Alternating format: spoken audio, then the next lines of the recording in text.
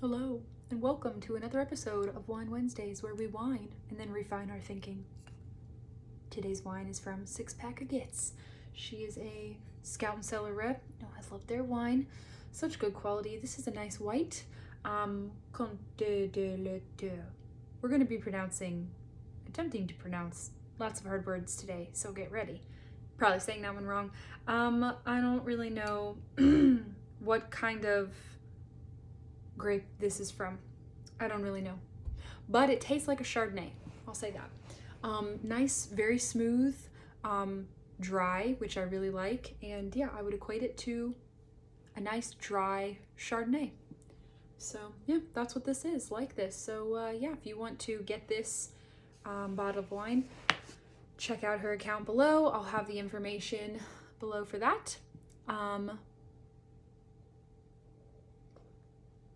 Almost forgot to taste it. Had already drank just a little bit of this, so it's gonna be good. Today we're whining about, guys, and then refining on why avoiding ingredients that you don't know how to pronounce is stupid.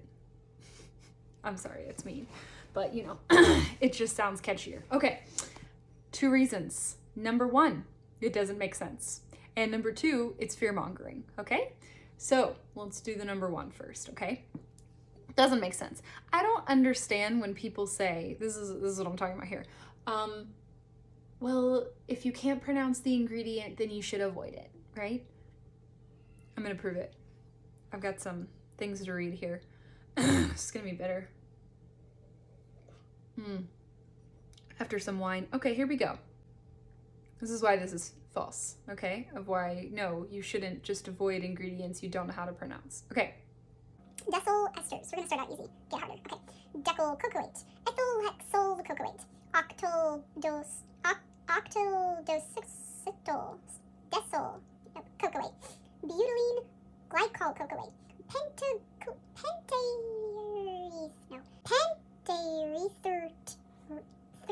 cocoate. Sodium or ammonium glyceride sulfate. Okay, all those things I just read are all derived from coconut. So there you go. These are just all different ways in the correct INCI listing that these would be written out. So these come from various different parts of the coconut, different ways that it is distilled or fractionated or, you know, whatever it is. Okay, all of those things right there are all just coconut. And can't even say that right now. And obviously I don't know how to pronounce most of those correctly. Purposely didn't look up how to pronounce all of these today, by the way, just so that I can embarrass myself. It's good. Okay, because who knows how to say all those things? I don't know, maybe some of them, but I'm gonna go for most of us don't know how to say those things, okay? So all that to say, something you should know is I talk about this a little bit in my one of my myth busting posts about there's no difference in labeling in natural fragrance versus just fragrance. There's a lot of loopholes, fun fact, in how companies can label on their labels, and the INCI labels. There are certain regulations how certain things should be. Some companies follow that better than others. But technically, they're supposed to be labeling not just coconut oil. They should be doing one of these, technically. This is the correct way to do, like, via the INCI correct, like, FDA guidelines, whatever. This is how they're supposed to be doing fractionated coconut oil or whatever is one of these. So, all that to say, when a company puts something like just coconut oil in the thing instead of one of these, I mean, 1, that's just their choice, and or 2, it's incorrect, but or 3, they have to follow regulation, they have to label something that sounds more complicated, but it's actually not. Okay, so that's just based on per regulation and where you're selling. Okay, so here are some other ones just for fun. Let's just keep going with this because why not, right? Okay, so these are some that are in like a bunch of non-toxic makeup and skincare brands, right? So like Sodium polyethylene.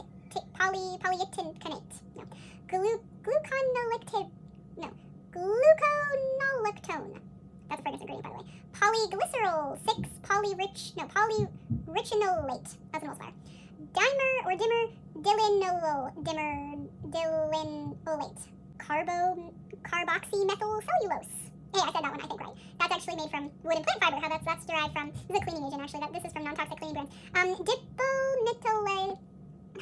Dipalmitylatyl hydroxyethylmonium methyl sulfate.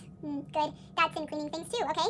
And also, like I was saying before with like certain brands just choose what they want to put with it. Okay, so I'll just give you an example. Primally Pure, for instance, one of their ingredients that they use is shea butter, and they just put organic shea butter as the ingredient. But that actually the correct INCI way to write, per regulation, it would be actually Butyrospermum parkii. That's actually how shea butter is supposed to be written. So that's good. Then you don't even, I mean, that's not even including like all the botanical names of like essential oils, if you're wanting to write out the essential oil correctly, or extracts, or even just things derived from plants. Typically the botanical name is supposed to be included in that INCI listing for the ingredients labeling. So, I mean, just a couple of those for fun, because why not? Persea gratissima, that's just avocado oil. Vaccinium macrocarpum, that's cranberry seed oil. Prunus amygdalosis, yes, sweet almond oil. Ocimum basilicum, that's basil oil. Eugenia caryophyllus, okay, that's clove oil. Kimbopoken that's citronella oil. Onothera binus, that's evening primrose oil. That's in a bunch of stuff. Simondicia chinensis, that's jojoba oil. Cambopo schuenanthus oil. Lemongrass. Okay, I think I proved my point. We're gonna stop there. Okay, so clearly it does not make sense to only do things you can pronounce, because I cannot pronounce any of those things, and all of those ingredients are in fact in non-toxic products all the time. Number 2, this is a form of fear-mongering, okay? So don't be duped by it. When companies are saying, or when someone else is saying, you know, you should, even if it's like, oh, well, it's a cute rule of thumb to live by. I mean, sort of, except that it's literally training your brain to be scared of and avoid something that you don't understand. And that's not right. I mean, just because you don't understand something or know what it is, definitely does not automatically mean that it's bad for you and that it needs to be avoided.